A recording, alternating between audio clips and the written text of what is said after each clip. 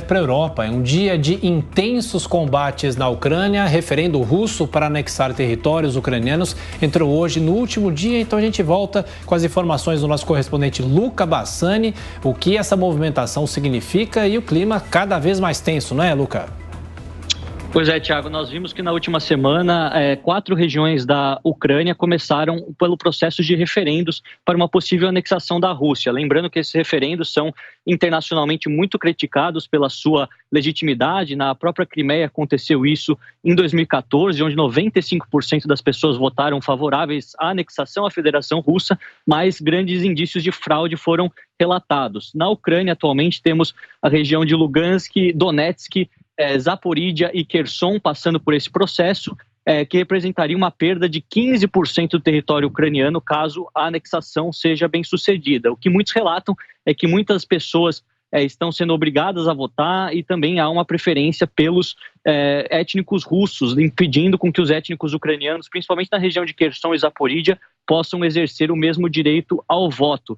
Isso, de certa forma, é uma estratégia do presidente Putin que tenta colocar a sua dominação territorial como algo fixo nessas regiões e fazer com que qualquer intervenção militar do exército ucraniano no futuro seja interpretado como um ataque à integridade territorial da própria Rússia, já que esses territórios anexados seriam novas regiões do país. É algo que deixa muitos ucranianos apreensivos nesse momento, mas os russos continuam com esses referendos. Começaram dia 23, vão até dia 28, portanto amanhã provavelmente já teremos os primeiros resultados. Muitos acreditam que já muito favoravelmente a anexação da Rússia, exatamente por esses problemas na questão eleitoral, como a gente já mencionou.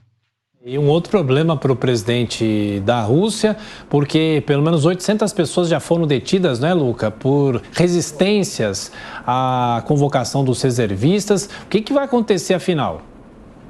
Pois é, Thiago, algumas agências internacionais dizem que o número de pessoas detidas, pessoas presas por conta das manifestações que se espalharam pelo país vão de 800 a 2.000 pessoas, muitas delas se manifestando contra essa mobilização parcial anunciada pelo presidente Putin na semana passada sobre, de certa forma, fazer um chamamento daqueles reservistas para integrarem o exército ucraniano, o exército russo na Ucrânia, melhor dizendo. A gente vê que também as filas nas fronteiras terrestres da Rússia com os demais países em seu entorno se tornaram muito grandes, principalmente na Mongólia, Geórgia, como a gente vê nas imagens de satélite. A Finlândia fechou sua fronteira, mas relatou a entrada de mais de 10.000 russos em apenas uma semana, além, é claro, da própria região da Bielorrússia e países que têm acesso aéreo pela Rússia ainda, que não fecharam seu espaço aéreo, como o caso da Turquia, dos Emirados Árabes Unidos. Alguns calculam que cerca de 70.000 russos, entre eles a grande maioria de jovens homens, deixaram o país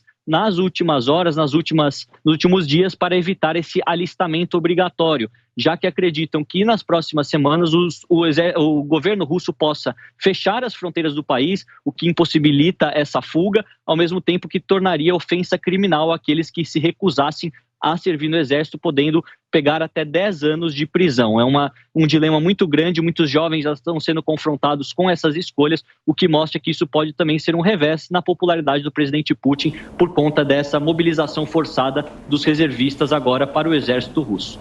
Ô, Luca, temos mais um tempo. Eu queria te perguntar sobre o presidente da Rússia. Ele teve um aumento de popularidade no começo da guerra, mas será que essa história dos reservistas, isso pode prejudicá-lo?